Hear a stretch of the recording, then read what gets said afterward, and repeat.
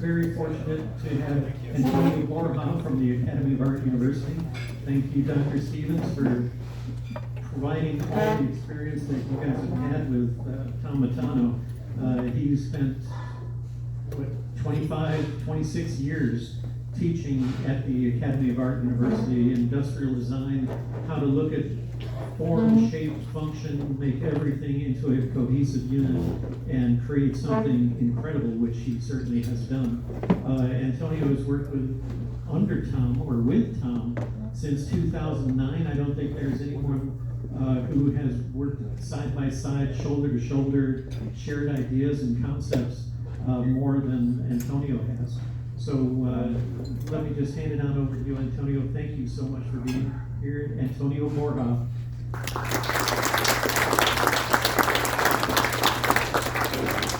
Thank you, Steve. So, always have trouble with microphones because I'm used to just using my t-shirt voice and being able to fill the room, but I think it's best I keep with the microphone. So let me go ahead and get this situated. Everyone can hear me okay? Yes. Awesome.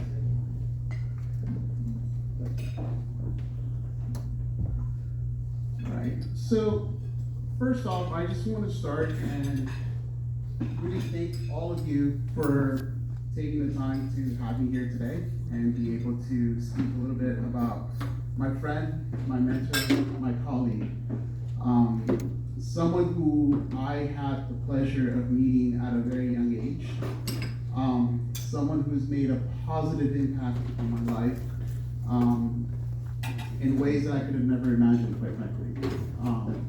And you know, we were having a conversation about young creative people today, and a lot of times with young creatives, it's very difficult for us to be guided by our high school counselors. A lot of times we tell them we want to design shoes, we want to design cars, and right away they want to make us engineers. And there's nothing wrong with being an engineer. I love my engineering friends, I love my engineering colleagues that make our ideas feasible and possible. But that's not what I wanted for myself, and that's one of the things that I think, you know, for me, I was fortunate that I was able to find the Academy of Art University and being able to really pursue my creative endeavors as a professional car designer. I was what Tom would always refer to as his full circle story, because I was one of the first students that he met when he came in as a guest speaker. I remember President Stevens walking him in that day and introducing the class, and we were all just kind of blown away, like, Tom is so talented, but yet so humble and so welcoming to all of us. It didn't matter that we were just young college kids that just started out. He spent a lot of time talking to us, not just about design, but about his philosophy of life in general as well, too. So for me, again, being a young creative, having an actual platform at the Academy of Art where I can go and really study my endeavor into transportation design, be able to get mentored and trained by Tom Matano, graduate, go on to design some really cool cars in General Motors. And even while I was away in Detroit, Tom was still with me. Every year he would come and visit us. We would go to El Charo to go have his fluffy tacos that he loved having. And also, aside of that, he'd still give us homework assignments, even though we were working in an industry. You know, we would have to write reports of like, what was your first day like? What was your first week? Your first 3 months? Your first 6 months? Your first year? And along with these reports of reflection, we also had to let him know what was our goals moving forward from that. So I tell you this because I want you guys to understand that Tom was ever present, and not just with myself, but with everyone, all of his students. He made them feel this special. And a lot of you know were his friends, his colleagues as well, and probably texted back and forth. You know, his wit was ever present with some of the texts he would send us. And so with that, it was definitely again, something that I've always felt Tom's presence, even when I was away in Detroit. Luckily, I was able to come back. President Stevens welcomed me back as a teacher first, and then after that, after a few years of teaching, I went on to become associate director, and then on to director, and then from that on to executive director about 2 years ago when Tom assumed the emeritus position. But through that whole time, I had Tom there as my friend first, as my mentor, and again, as the most wonderful colleague that one could wish for. So this presentation is really more from my perspective as his friend first. But I also, again, want to share who he was, again, as a designer, as a man, and as a mentor to me. So go ahead and get started. This was actually 2 years ago now, right? Hillsborough 2024, when the Matano was being featured. And this is one of his favorite cars, as he would say, that he always, wanted to produce this. This is a Miata coupe, which is the one that he says, got away from him, that he wished it would have made production. It's a gorgeous car. If you got an honor of seeing it 2 years ago there at Hillsborough. But again, while the car may have been one of the things that he really wanted to share with the world, the stories behind it and how he arrived at that design that we'll talk a little bit about later, the meaning of them. So here's Tom and I when I first got back from Detroit, much younger. You guys notice Tom still looks the same. I aged, but he didn't. But again, to kind of talk a little bit more about who he was as a man first as well too, is always generous with his time, always humble, always approachable. I think I heard someone earlier say he was always very concise with his words as well, right? And definitely so. A lot of times his conciseness and his briefness gave you more depth than having just a long conversation with him. And so he knew exactly what to say, when to say it, and how to say it to you. So here's a little bit of a timeline of myself with Tom. As you can see, my wife and I, when we first were married there, along with Tom, my son, Marco, and then through the years as well, going to Pebble Beach, going to Hillsborough, just kind of gives you a little glimpse of, Tom's impact on me personally. At the school, as you can see, I chose this picture because you can see how angled and intentful he is towards listening to the presentations that were being given. This is a Volvo sponsored class that we were doing at the time. And again, I think the approach that he brought to the university was be empathetic in everything that you do. And that includes from teaching to designing. So his approach was become what you're going to be designing.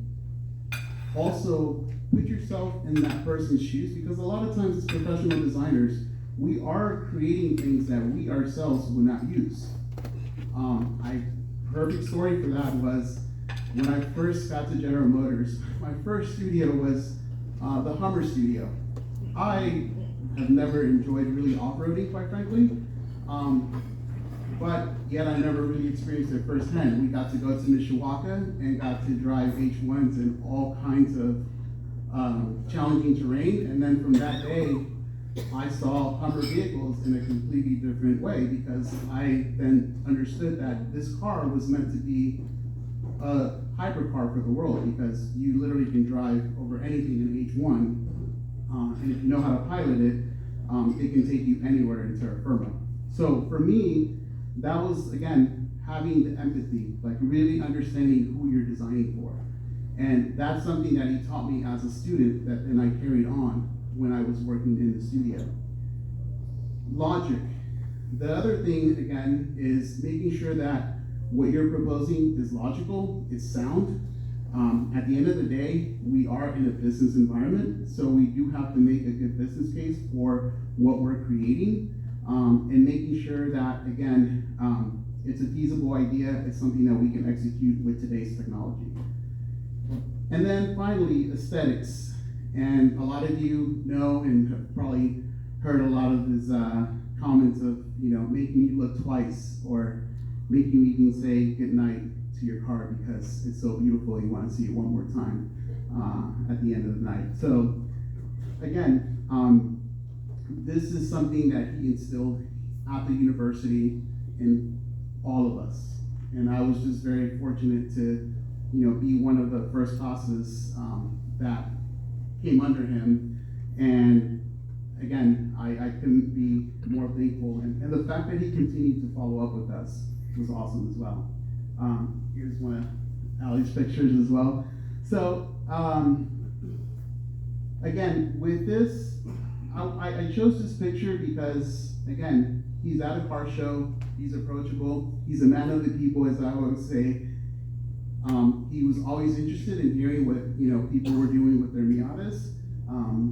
But as he always said, when he designed a Miata, he really wasn't trying to create a sports car. He was trying to create a sports car culture.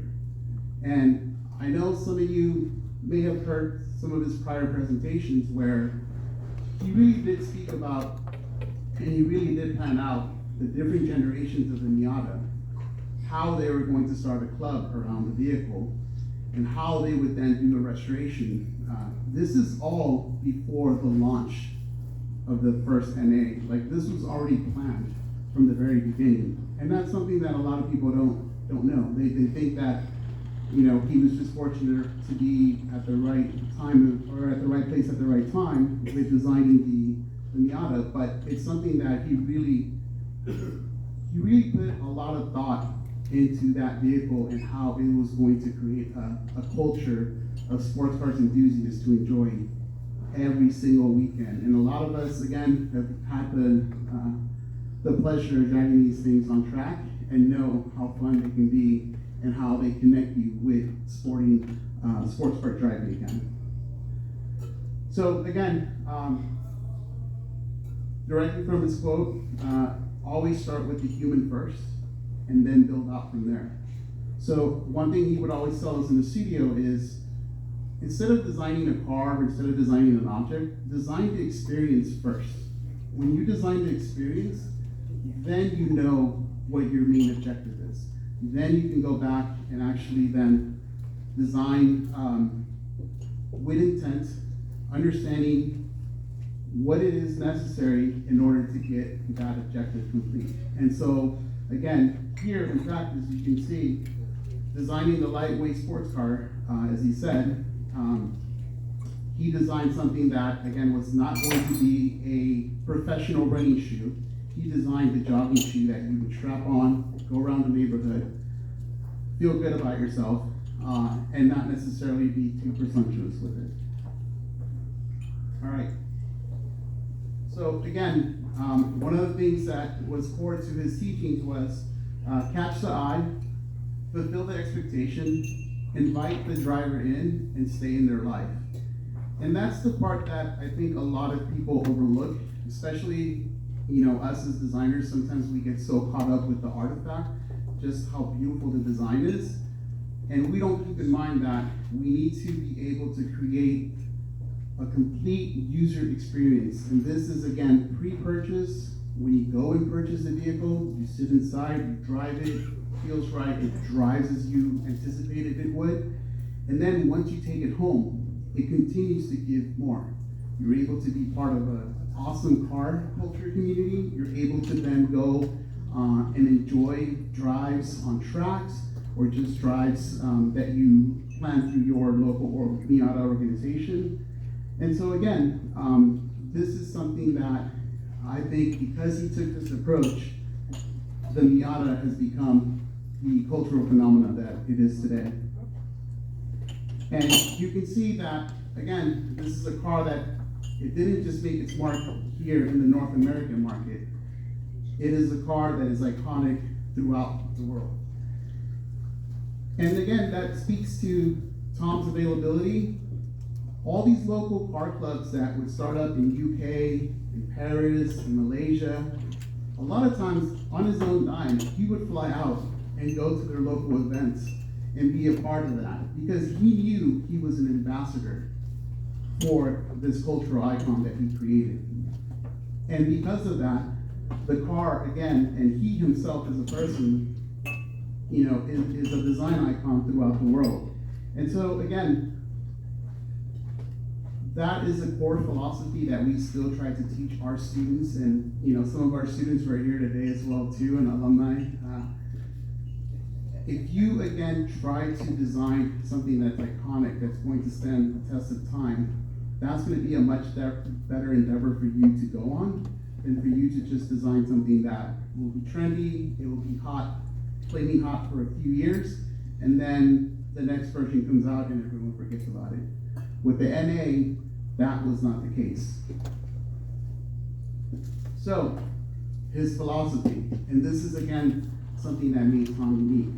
Rather than just saying a Miata has to have these specific lines in order for it to be a Miata, he created the philosophy of Jinbai Itai, which again, the horse and the rider as one. And what that means again is that is the philosophy of how the Miata gets designed. The look can change and evolve, but the essence of what that car is stays the same. And that is the reason why it's so successful. One little hint for you guys to see, if you look at the bottom of every car that Tom has ever designed, the driver's door will always have a rounded bottom. And for him, that was his visual cue that he's connecting the rider with the horse. His RX-7 FD has it outside. You guys, there's two RX-7 FDs outside today. You guys can look at that there. And also the NA Miatas. And that was his subtle way to visually connect the rider and the horse and have them be as one. So this is a story I shared a few times with a few of you. When I was a student at the academy, I was working fairly late. This is when our buildings were open quite late during this time, and we're working on our clay models. And Tom walks in, and I'm really happy to show him the progress that I've made the whole day, and I'm excited, and I'm like, Tom, what do you think? And he just, gave me his little wry smile, didn't say a word, just grabbed his water bottle, poured some water into the cap, put the water on the car, and walked away. He left. And I'm sitting there like, okay, well, is my clay too dry? Like, why didn't he put water on it? And literally, I sat there for like 5 minutes just looking at the water, and then finally it dawned on me, like, that's what the problem is. The water's not moving, which means the surface is flat, which means I had to do it all over again. But again, these are the ways that I think he was more impactful in not giving us the answer right away and letting us find it for ourselves than had he just come in and said, fix the cross section, it's too flat. And that stayed with me so much so that in every design that I've always worked on from that point forward, that's the water test I always give my surfaces, especially on the bonnet or on the top of the greenhouse. Just put a little bit of water and watch that water accelerate. And if it accelerates, then I did an excellent job. But if it stands still, then I know I have a lot more work to do.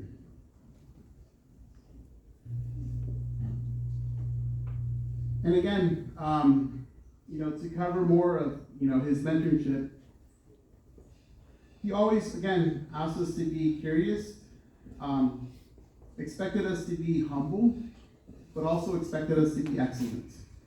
So the curiosity part is, explore different ideas and don't be afraid to pivot.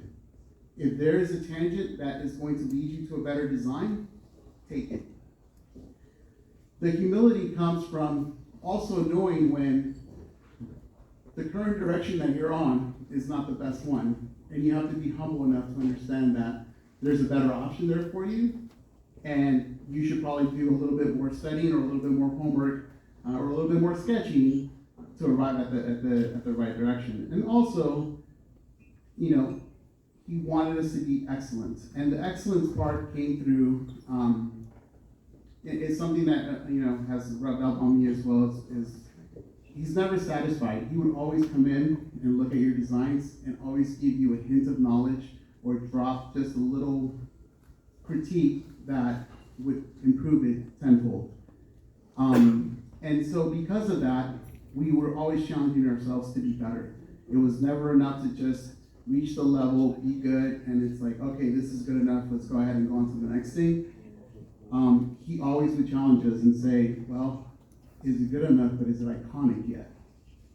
And that's the part that I think a lot of times we forget. And the word iconic to him, what he definitely instilled in us was that iconic meant that it was distilled to its core essence, meaning that if you took away any more lines, it would fall apart. And if you added more lines to that design, you really wouldn't gain any value. And so when you look at the cars that he, again, had his hand in designing, you can see that those cars stand up to that test. Meaning that you can close your eyes and imagine what an RX-7 FD looks like. You can close your eyes and imagine what a Miata NA looks like. An NV, which also was under his tutelage as well too. He was the director at that point as well. So again, that is something that has stayed with us and will continue to carry us forward at the Academy of Art University. It's something that we still, again, profess to our students, whether they're freshmen or whether they're seniors. This is something that we definitely have them uphold to. And again, speaking of mentorship, I love this image here because this speaks to, again, the fact that he would challenge our students to work really hard. One of the things that we do every year with President Stevens is we have the Phil Hill Scholarship, where we have 2-year full ride scholarships that we give to our sophomore students. They get it as a sophomore, and it basically covers their tuition as juniors and seniors. And this is something that you know, Tom would really always use as a driver for students to try to, again, achieve excellence so that they're able to get this award. And in this, you know, we would be able to take the students to the patrons dinner, where they would be able to meet automotive legends like, you know, Sir Sterling Moss, you know, and be able to, again, be a part of the industry and connect with the industry at this wonderful event that we have every year at Pebble Beach. And so again, this shows the fact that he was always pushing for excellence. He always expected the students, again, to deliver their best work possible. And because of this, a lot of our Concord and Phil Hill participants have gone on to not only, again, be in the industry, but come back to Pebble Beach and be able to present concepts that they themselves have developed for their companies. We just had this happen last year. 2 of our alumni came back and showcased Cadillac concepts that they themselves were the lead designers on. And these were students that were 4 years ago. They were there just presenting clay models. And then you go, you know, 4 years forward, they're there as an official designer from Cadillac presenting their concept cars. And again, this is all because of the mentorship that Tom provided them.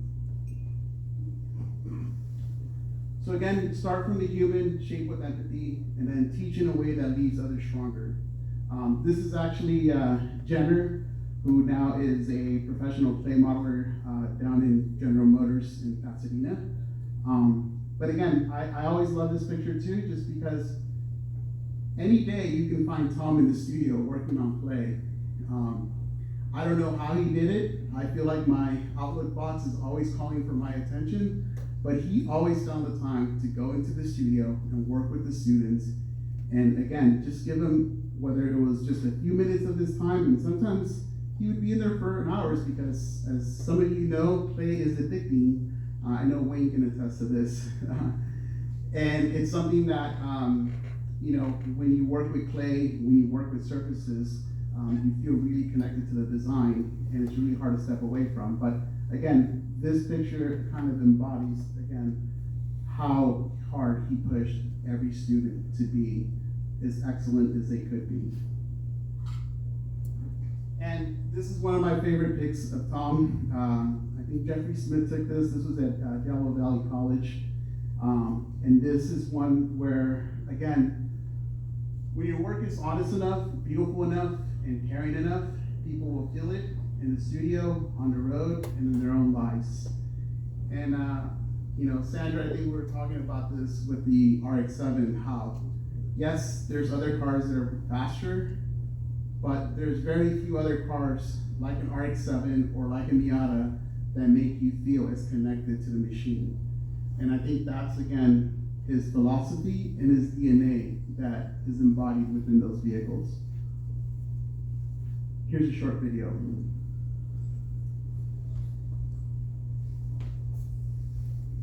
Pretty much I grew up in Tokyo and was in the middle of the city. My great uncle had a car, big thick doors and air conditioning in a car, that no houses had air conditioner then. So I remember ice cream never melted in that car. So I guess then I wanted to come to the States one day. I think that's how it started. I decided I'm gonna try to apply for school for architectural environmental design. And I found a few schools, so I sent a portfolio. And of course I got a letter back saying, your artwork is below our standard of acceptance, and your language skills way below our acceptance level. When I was in this design school, the assignments suggest like graphite pencils and graphite paper, whatever.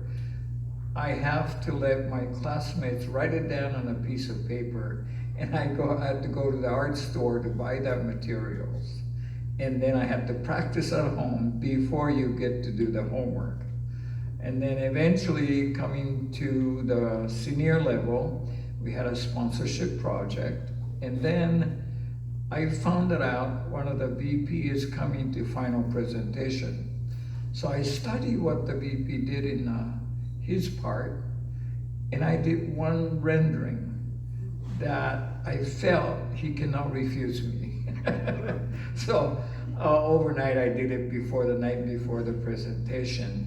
It's got, not really related to the whole semester of development, but I felt strongly that I wanted to see whether my guess would work or not.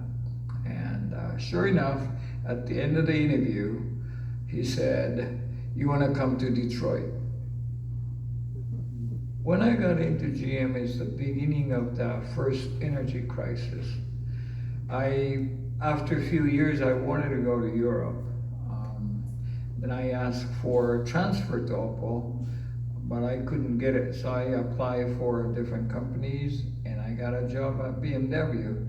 So I moved to Munich in Germany, and the BMW there, and within maybe 6 months, I got a call from a friend of mine who worked at Mazda North America saying they're looking for chief designers. So I said, yes. I didn't get any detail, but I just said yes, because 20 below zero in Munich, in Southern California sounded so good. The following year, the 84, in May, I think, was the presentation, and we had 3 models for the Miata, one from Tokyo studio, one from Hiroshima studio, and one from us. And when placed the model in a big auditorium, everybody goes straight to our model. I always believe that design can talk to or make people to come to your design. And if you do that, it's successful. Like a Miata is like, this is a fun little car to drive. So why won't you come with me and go for a ride? And that was a message. We put it into the design, and that day, everybody sort of swung around our model, and that was a hands down that the company decided that would be the way to go. No, I wrote the concept at the beginning, even though Carl wasn't really designing at the time. And I put the club activity as part of the concept. Most car companies just build the cars and club follows. But I had it in the concept. I wanted to do a culture instead of just company produce cars and people buy it, but I want to have a culture around that car. And luckily enough, 25, 30 years later, we're still doing great. You can feel the design, not just looking at a design. And drawing is one thing, but a clay model has such a connection, and you can get exact flavor, nuances you want. And even hairline thickness change the character of the design, and no other medium can do such a subtle changes. I never had a kids of my own, and I come over here, I get 600 of them every year or something. It's amazing. What I'm doing is like downloading my knowledge of past 30 years to the students, and hopefully free up some memory space in my brain to learn something new. And that keeps me going.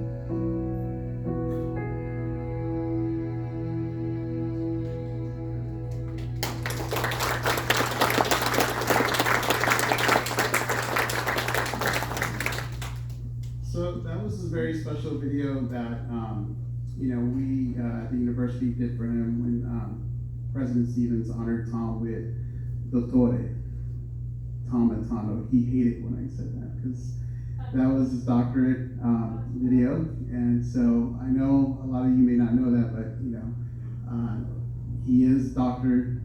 Sutumu Tom Matano. With that, I have one more slide to share because at Pebble Beach this year, we started designing this roadster before he passed, and jokingly, it's the AI roadster. We definitely are doing it in clay. We are still using pen and paper to sketch on it, but we are using AI. But the AI in the AI roadster doesn't stand for artificial intelligence. It stands for always inspired. And this will be at Pebble Beach this year. You guys are in town. We'll have the clay model there for you guys to see. That concludes my presentation. Thank you, everyone.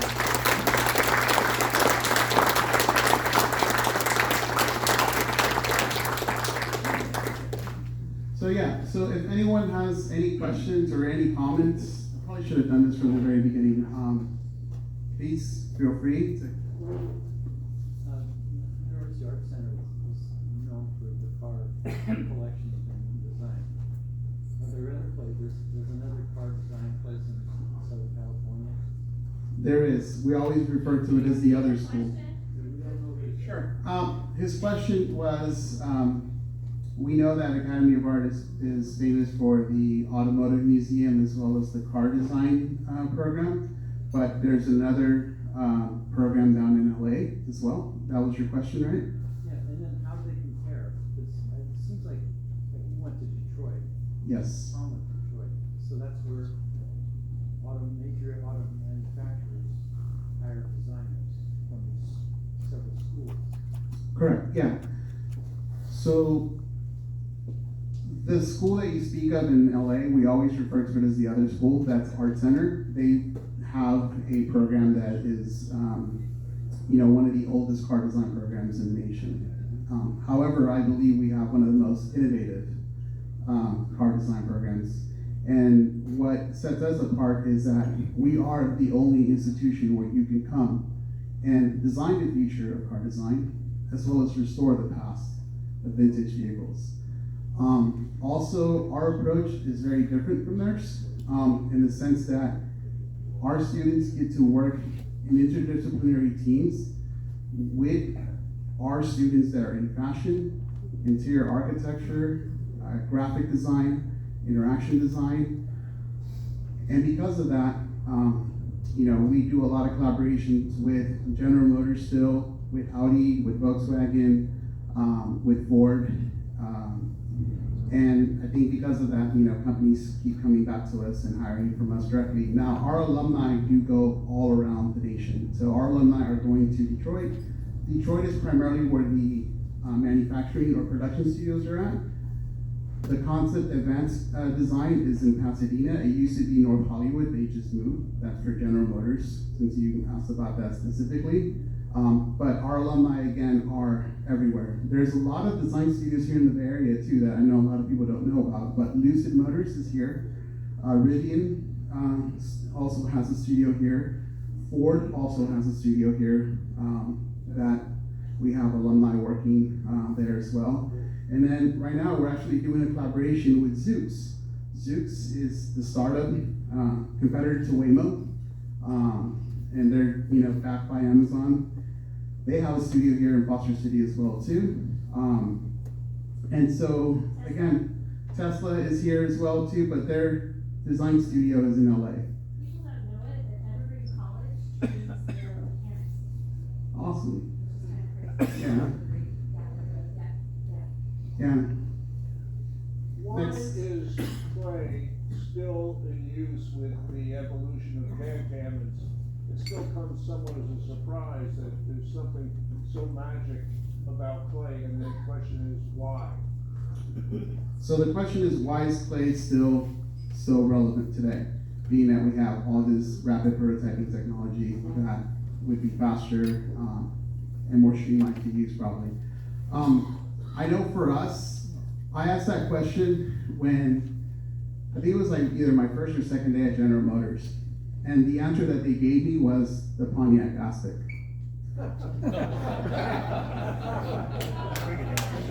That was the first car that they produced completely digitally without ever milling it in clay. And we all know how that went, right?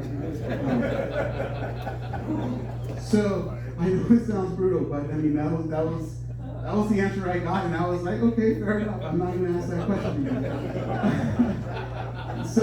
So with that, I do want to answer your question though, because I do think it's a very important question. Clay is the only medium that is both additive and subtractive and immediate. Meaning I can take away right away and see the result, and I can add back to it and see the result. I can't do that with foam, I can't do that with plaster.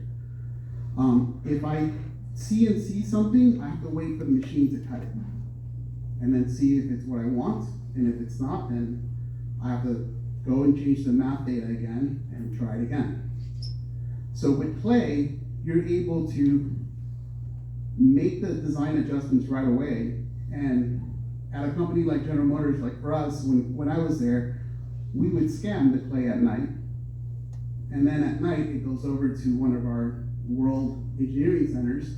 Then they fit the surface that we designed over the engineering data. And then they would come back the next morning and say, you're good to go, or no, you cut into this area and we need this, so you need to add clay back up and redo the surface. Or a lot of times they would even just send us the data, and then we would have to mill it into the clay and then add above that. So again, clay is just a very effective and immediate way to see the design. Also, we can roll it out and see it in daylight. We put a special material called Dynoc on it, and it looks like it's painted. And we're able to evaluate the highlight, and we literally can peel the Dynoc, adjust the highlight, put it back on, and evaluate it and see how that highlight moves. So that's the immediacy of it. Now, we do use tools like virtual reality to design now. We use a lot of AI tools as well too. But at the end of the day, all designs see clay before they get manufactured. Yes? With the eventual transition over towards electrified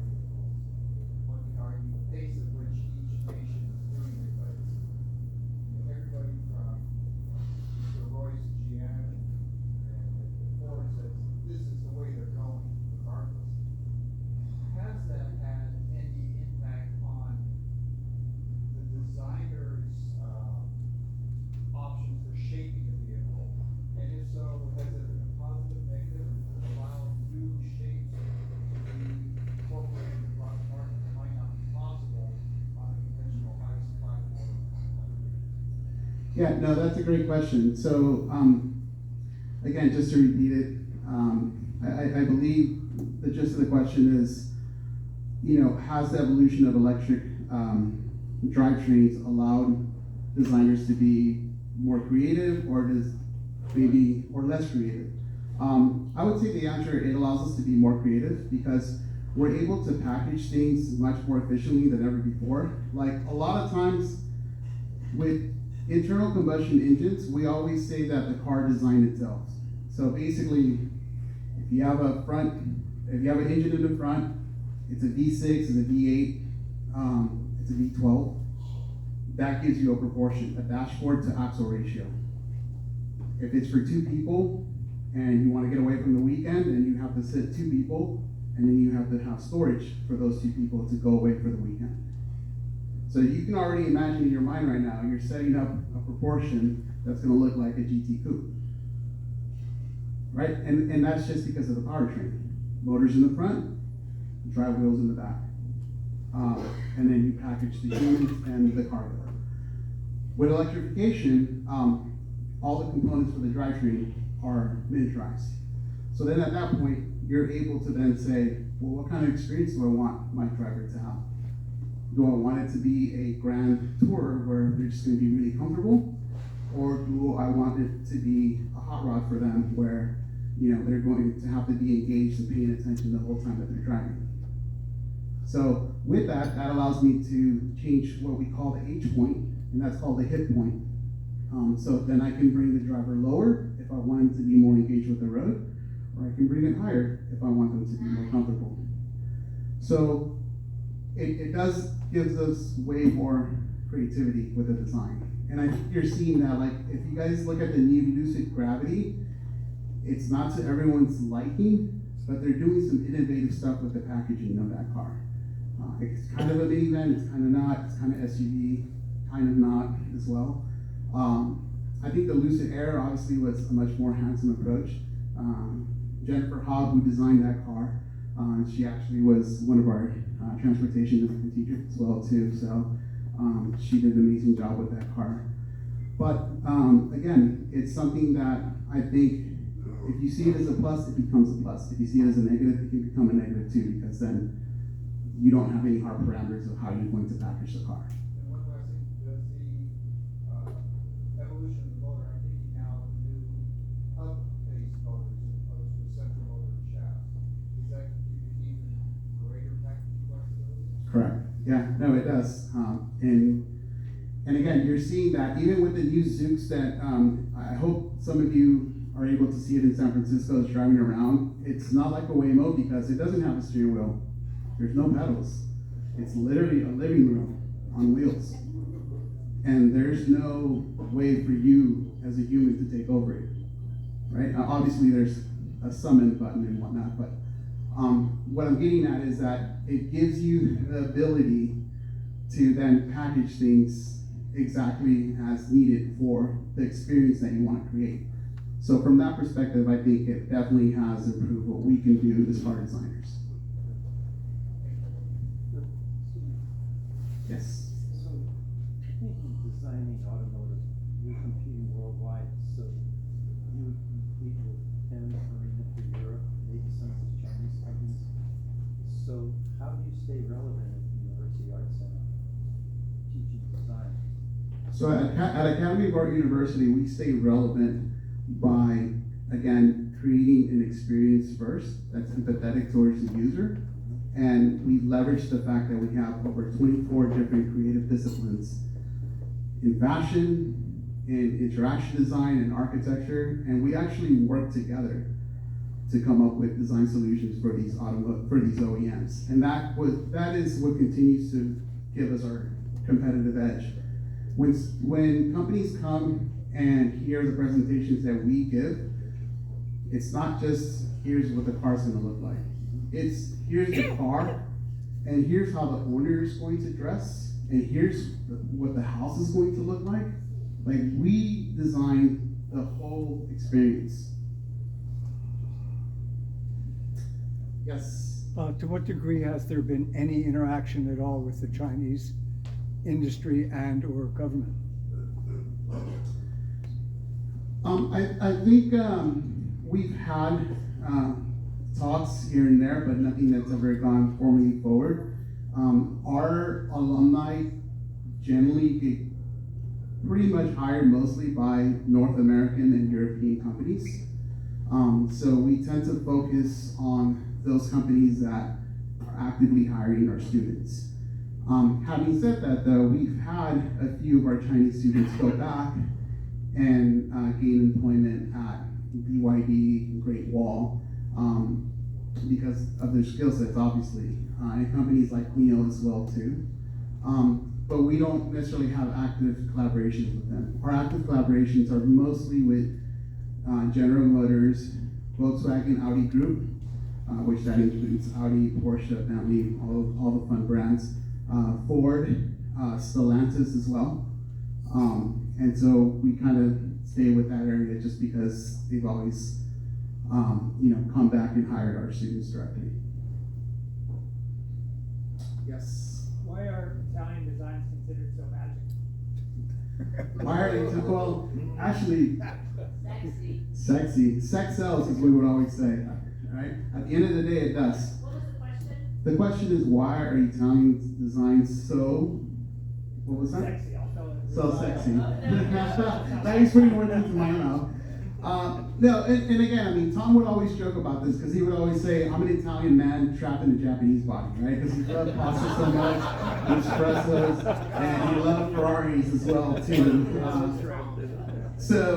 But yes, sex sells, and I think the reason why Italian design always, I think they're not afraid of being sculptural, and they're not afraid of just, doing things for the sake of beauty. Like, and that's something that I think a lot of times, like, our German counterparts, for example, if there's not a reason for that curve to be there, it doesn't need to be there, take it away, right? And for us Americans, it's more like, can it be on trend? And if it's not on trend, then take it off. Where the Italians don't care. It's like, it looks good, it's gonna sell, it's gonna look, and they go with it. And so when you're buying an Italian car, you're buying into that. You're also buying into the experience of, car catching on fire randomly. But that's what keeps life spicy, I guess. So, yes. For example, the last design that you put out that you had done, that was a beautiful design. I'd love to buy it tomorrow. Thank you. Um, We'll make sure to save one for you. But as I look out on the road today and I compare our market, for example, to what I see on the Chinese market, it seems to me like this market is stuck in a dichotomy. It's either a truck or a two-box SUV design, that's what sells. Anything else that more sculptural just languishes on the floor. Whereas if you look at China, I mean, the new Buick sedan that they just released is a work of art. Yeah. I wish it would be here. They could put some of the higher end Mercedes to shame. With that kind of dichotomy of offerings in itself, two things at a time, what challenges does that really present as a designer to try and distinguish your SUVs and the next and the next? Because the format has to be almost uniform if it appears to have been good. Yes. I'm not sure how I'm going to summarize that question, but so I guess what I'm hearing is, why are American market offerings so tame compared to offerings in countries like China or in Europe? And I would say part of that is you also have to look at the market and what they're able to spend on transportation. I think when you have a lot of disposable income, it's really easy to have a fun car. When you don't, you look for more functional. Also, ad agencies, automotive ad agencies have made Americans believe that their one weekend of hiking or their one weekend of going camping per year should warrant 99% of the reason why they bought a car. And a lot of people really get into cars because it has room for me and the kids, it has rooms for the tents, for the bikes and all that stuff. But in reality, you ask them, okay, well, when was the last time you went camping? About a year and a half ago. So you bought a car for an activity that you do every year and a half. But that's what marketing sells you. You see it in the ads, right? And so you're not necessarily buying for the fact that you're enjoying your everyday life with this beautiful car. You're buying it because in the back of your mind, it's the logical, convenient thing. And you have to keep in mind too, cars tend to be the second most expensive purchase in most people's lives after their homes. So It's also safety standards in the US. safety standards do dictate, but however, Cars in China are not equipped for air quality and all that other things that we yeah. just have to put it into the cars. But that's not to say that we can't meet it as well too, because I mean we get some beautiful Ferraris here and we get some beautiful, you know. But we pay for it, right? Correct. And it's if you have the wallet to pay for it. Correct. What I'm saying is those cars also meet their regulations. It's just part of that is just we don't see a market there, and we're always looking at what the market wants. So with this response on Americans being advertised, with response to the Americans being advertised to buy a car for the kids in the tent, and they camp once or twice a year, how does the idea of planned obsolescence fit into the industry? I don't want to put you on the spot, but I know you know the answer. Well, we try to design cars to last at least twice as long as we can warranty them, right? And the thing is, we don't want to recall any vehicle if possible. So again, cars are going to be engineered and designed to be able to go twice the amount of the warranty period. Now, the idea though is that we are looking at designing cars in a more sustainable way, in a way that we can break them apart, recycle, you know, the majority of the components, and be able to put them back into use. Because the truth of the matter is, virgin materials getting more and more expensive. So we have to look at ways of being able to break down vehicles and repurpose them for the next go around. Sort of the opposite question about what we're talking about. Why do so many people like white cars? Repeat that again. Why do so many people like white cars? You don't have to rush it. As a good guy, you drive them. As a person who's owned many black cars and has a Suburban white car and an Escalade white car, less washing. And he is definitely a big driver of that. Yes, sir. As a follow-up to your point, have you discussed when the market, I use that in quotes, shift back out of SUVs to more traditional four-door sedan design? So the question is, are we shifting back from SUVs to four-door sedans? I think if the gas prices keep going up, you're gonna see a shift. I mean, it's just, cars are way more efficient. Station wagons are way more, like most station wagons can do the majority of the heavy lifting that an SUV, a modern SUV can do. And they look better too, by the way. But I know that not a lot of people share that. But yes, no, I think the shift will happen as I think people's everyday transportation is going to be met by shared rides or shared transportation, whether that's a Waymo, Lyft, a Uber. And I think what you're gonna see is a shift of ownership of like your car is your special car that you wanna have when you just wanna go out on a ride or out on a drive, or you want to get away from town. So I think you're seeing that shift happen already. A lot of people who live in the city, they don't own a car to drive around town and do errands or go to work. They own a car so they can go to Sonoma, they can go to Napa, they can go to Tahoe, or go down to LA.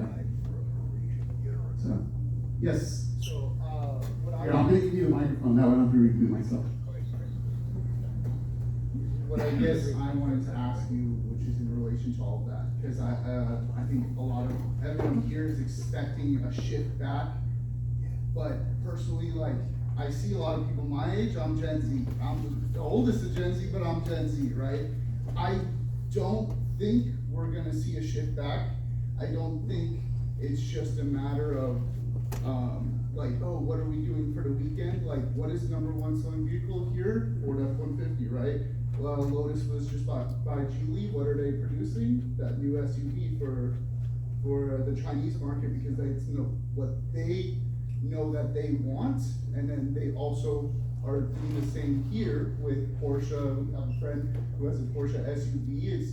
It's kind of that halfway in between. So I guess my question is, with the rise of electrification, with the rise of self-driving vehicles, we're going to see a lot of less people driving. My generation hates driving. How are you guys going to adapt with the Academy of Art, especially from Tom's design with the Miata, is so radically different, and while there are people my generation who love the Miata, it is very much a niche. So how are you guys going to kind of adapt around that if that change doesn't come back to the sedan and does stay on these kind of bigger electrified automatic vehicles? Yeah, so great question, great points. At the end of the day, all of these things need to be designed. And we're designers, and we're problem solvers. So for us, that's the challenge. Hence why we're working with Zoox right now, where my students are banging their heads right now, because it's like, what do you mean we don't have steering wheels, we don't have anything else? Like, everything is built around being a driver. And this is built around being a moving living room, right? And so we have to design it as such. And so that poses a new challenge, but we're creative designers, so we rise to that challenge. Yeah, I just wanted to add that crossovers are the part of the answer to your question about sedans versus vans. They're just splitting down the middle. Yeah. I'm working with 5 gentlemen now, company in Austria, to where people won't own their own cars. It's a subscription business. You pay X amount for a medium priced car, X amount of money for another. You can get a car for 6 months or a year or 2 years. You want to go skiing for 6 months and then change the car. And then we sell the cars back to the dealerships as pre-owned. And you don't have any purchase price, insurance, taxes, registration. It's all covered in the subscription price. So that's another shift that can happen very quickly too. And as far as design, Enzo Ferrari said aerodynamics are for people that don't know how to build engines. Although he did say that the XKE was one of the most beautiful cars on earth. So. So again, I mean, at the end of the day, we're in the business of educating designers. And again, all of these things need to be designed. And that's where, for us, that's our core function. And that's why we put these different type of projects in our students' hands. I mean, last semester, we were designing a hyper Formula One Cadillac that had no wheels, and a land yacht Cadillac that was based on an El Dorado, and a Cadillac that Wayne designed that was kind of pushing the niche of what an Escalade can be. But, this semester, like I said, we're designing small little micro mobility vehicles that you just jump in, they take you to your next meeting, and you jump back out. But at the same time, we're also designing experience centers where if you jump into a Zoox, you're able to stop halfway up to Tahoe, recharge, switch over to a new car, pick out the activities you want to do. The car, the trailer with all your toys, follows you to your campsite, and everything is there for you. And when you're done, you put it back, and it goes away. So that's the ultimate experience. You want to go and experience. You don't necessarily need to worry about the car. Like, when I want to go for a drive, then yeah, I want to have a fun car. But when I just need to get somewhere and get there safely, I just want to be comfortable on my way there. Correct. I think fundamentally it's a question of we're seeing the engineering change, but design then becomes more important. And my dad would always say with our museum, he grew up in the 30s, so we have beautiful cars from the 30s. And he would say they're sculptural. And he goes, we would be driving these cars, but for the engineering. The newer cars are safer, they start, You're not as temperamental. The brakes stop the car. So I think after listening to Antonio, what I've learned is that yes, your questions are coming from the engineering point of view, but design is now more necessary than ever.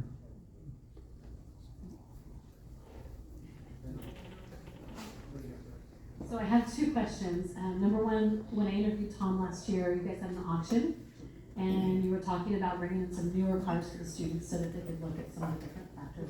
So that's my number one question. The second is kind of a comment. I just turned 60. I was rear-ended in January, and I had a Prius that had 166,000 miles. I had a 4Runner that has 276 check engine lights, been on since October. I love driving the SUV at night. The Prius, I hated driving at night because of the lights. I went to my doctor 2 years ago and said, is it me? And he goes, no, everybody complains about this. Because you got purple, you got red, you got incandescent, and there's no safety standards for that. And so at night, I like being higher up.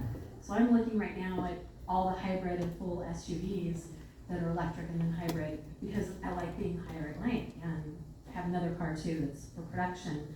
But is that something that you guys look at too, is safety factors? And I wish they could change that. I wish the Transportation Authority would regulate that again, because it's just horrible. And so the thought of later not driving and having a driverless car is great, because I am getting older. You know, when do you stop driving, right? 60 now. So anyway, so the comment number one though was, the question was about the museum and what cars you have now and where that's going. Alright, so to answer the question about the museum, yes, we are actively working on acquiring new vehicles that we feel are going to be more relevant to our target demographic of young high school students. And well, some muscle cars, some JDM cars as well too. We have a list that we're working from, so we definitely look forward to continue to grow in that direction, and we started to. So that is definitely something that we should be making an announcement on that soon. But our museum is evolving, so we do have new cars in there. Tom's Miata actually just joined our museum downstairs officially this last Thursday. So. I want people to pay more attention.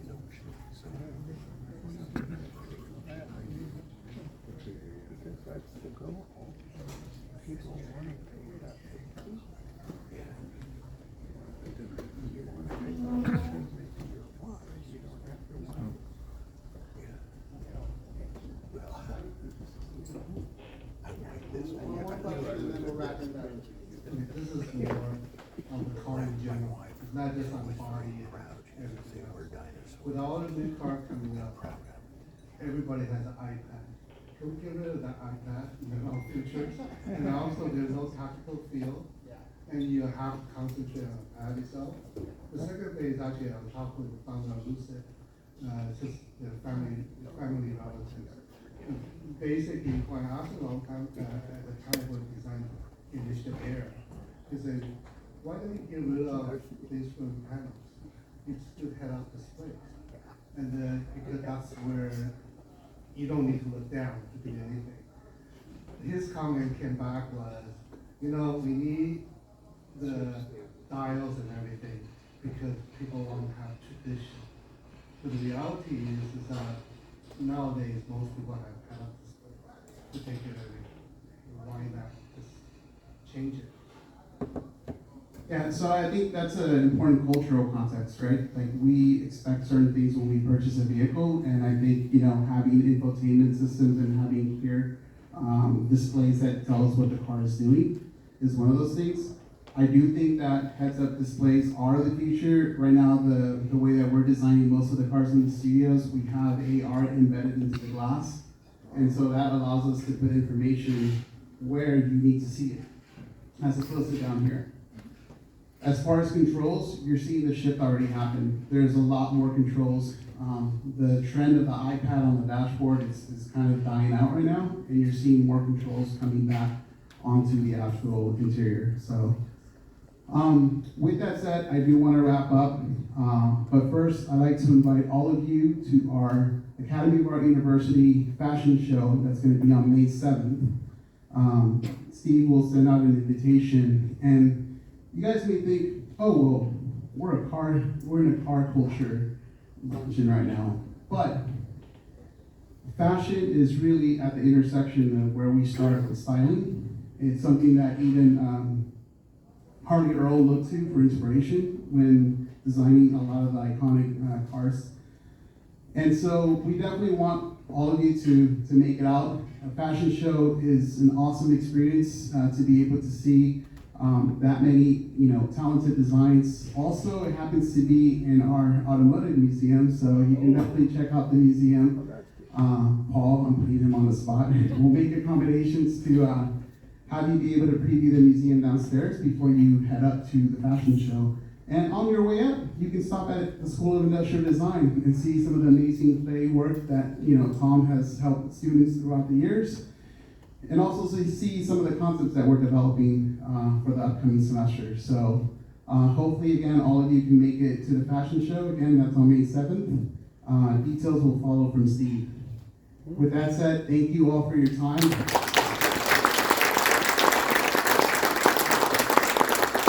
All those inspired, and I think you can see Tom has inspired an awful lot of questions on the industry, and you're getting it directly from the horse's mouth there. One more thing, Bob Pease has brought along a number of copies of Chord Complete, which is the magnum opus for Auburn Chord Duesenberg, and you want to give us a few words about that? We've got them here for sale. Thank you very much, Steve. Chord Complete is the most complete thing ever done. And I'm down to the end. There's 6 copies left. They're all available today.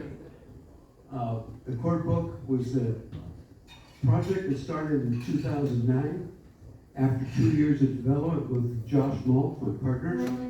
Unfortunately, Josh passed away with pancreatic cancer a year and a half after we launched the book on the Jay Leno Show.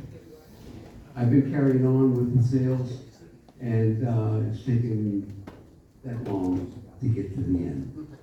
Today is the end of the day. So if you're interested, book sold originally for $160 plus shipping. Today it's $80. So we want to get the thing closed out. Anybody interested? Connie can collect the money for me, and I'll sign them if you'd like. There's 6 of them left up here at the counter. Thank you so much. Enjoyed the show, and inspired as usual by Tom Matano. Everybody drive safe. We will see you first Tuesday next month.